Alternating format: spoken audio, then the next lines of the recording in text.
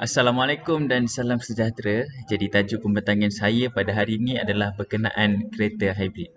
Sejauh mana relevan kereta hybrid di Malaysia? Kali ini saya akan menerangkan lebih terperinci mengenai kereta jenis hybrid.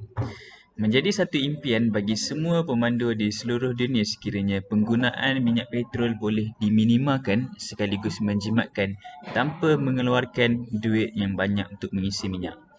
Antara masalah yang sering dikaitkan dengan dunia automotif pada zaman kini adalah masalah pencemaran udara. Antara salah satu sebab adalah disebabkan oleh peningkatan jumlah kereta di jalan raya. Pencemaran udara yang berlaku kini sebahagian besarnya berpunca daripada gas yang dikeluarkan oleh kereta. Bagi mengatasi masalah pencemaran yang semakin meningkat ini, pengeluar automotif mula mengorak langkah untuk membangunkan teknologi kereta elektrik yang lebih sesuai dengan persekitaran. Secara perkataan hybrid adalah gabungan dua idea yang berbeza. Kereta hybrid adalah sebuah kereta yang menggunakan lebih daripada satu sumber tenaga untuk bergerak. Ia juga merujuk kepada kenderaan yang tidak bergantung kepada kuasa bateri atau petrol semata-mata.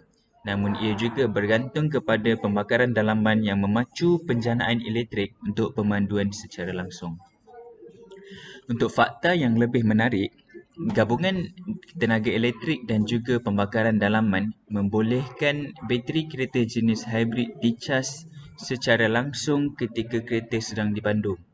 Ia juga boleh dicas semula apabila diperlukan.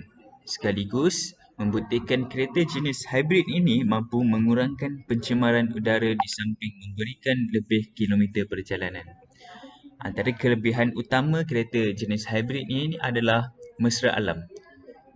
Kelebihan utama kereta jenis hybrid berbanding kereta bertenaga petrol adalah ianya mesra alam. Ia juga tidak mengeluarkan bahan toksik melalui exhaust. Penggunaan dual enjin iaitu elektrik dan pembakaran dalaman dapat mengurangkan bahan bakar dan menjimatkan tenaga.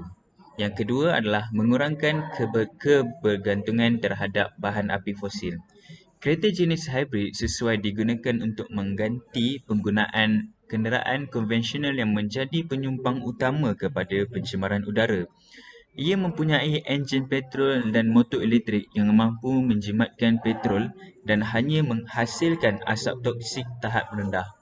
Kelebihan yang ketiga adalah pemanduan yang senyap. Dengan memandu kenderaan jenis hybrid, anda akan dapat menikmati pemanduan yang senyap dan lebih fokus. Seterusnya adalah kelemahan kereta jenis hybrid. Seperti perkara-perkara yang lain, kereta jenis hybrid turut mempunyai kelemahan yang tersendiri, iaitu yang pertama, harganya yang lebih mahal. Apa yang menyebabkan ramai tidak memiliki kereta jenis hybrid adalah kerana harga runcitnya yang mahal berbanding dengan harga kereta konvensional. Walau bagaimanapun, kereta jenis hybrid sebenarnya lebih murah apabila dibandingkan dengan kereta konvensional dalam jangka masa yang panjang. Jika kita lihat dan mengira jumlah penggunaan bahan api kedua-dua kereta, kita sebenarnya akan melihat bahawa kita boleh menyimpan lebih banyak wang dengan menggunakan kereta jenis hybrid. Kelemahan yang kedua adalah kuasa pemanduan yang biasa. Apabila sistem hybrid perlu membahagikan enjin menjadi dua tenaga, ia dapat menghasilkan pemanduan yang optimum dan berkuasa tinggi seperti kenderaan konvensional yang lain. Dalam erti kata lain, penggunaan kereta jenis hybrid hanya untuk pemandu yang inginkan pemanduan yang tenang tanpa menggunakan banyak kuasa. Yang ketiga adalah kereta hybrid ini lebih berat kerana bateri yang berat dipasang di dalam kereta. Atas sebab inilah mengapa pengeluar kereta jenis hybrid mengaplikasikan enjin pembakaran dalaman yang lebih kecil dan dibina dengan bahan-bahan ringan dan binaan luar yang aerodinamik dalam usaha untuk memaksimumkan kecekapan kereta jenis hybrid. Dan sebuah kereta hybrid sesuai bagi anda yang bergerak dalam bandar.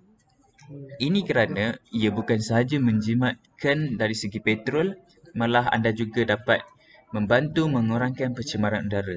Namun, sekiranya anda memerlukan sebuah kereta yang sering berulang-alik dari satu tempat jauh ke satu tempat jauh yang lain, anda lebih sesuai dengan kereta konvensional. Hal ini kerana kuasa kereta konvensional lebih tinggi daripada kereta jenis hybrid. Dan sekian sahaja daripada saya. Assalamualaikum.